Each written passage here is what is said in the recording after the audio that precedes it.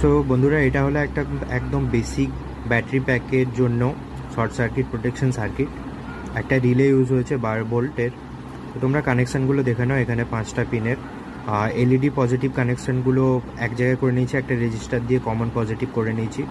ওটাই ইনপুট, ওটাই আউটপুট হবে পিনের সাথে।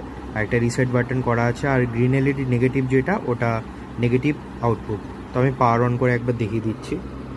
এখানে আমার ব্যাটারি প্যাকের সাথে কানেকশান করা আছে। তো by default red LED on হয়ে গেছে। এবার যদি আমি এখানে রিসেট বাটন প্রেস করি, আমার আউটপুট লাইনে অন হয়ে গেছে। এবার যদি কোনোভাবে এটা আমি পজিটিভ লাইনটা এখানে একটা এক্সটেন্ড তার দিয়ে নিয়ে রেখেছি, এটা যদি কোনোভাবে নেগেটিভের সাথে শর্ট করে, তো আমার লাইন কাট অফ হয়ে যাবে। তারপরে আবার যদি এখানে রিসেট করা হয়, দেন আবার অন হয়ে যাবে। তো এইভাবে এই সার্কিটটা ওয়ার্ক করে। এটা একদম বেসিক একটা সার্কিট, দেখতে পাচ্ছ, খুবই ইজি কানেকশান, খুবই বেসিক একটা সার্কিট।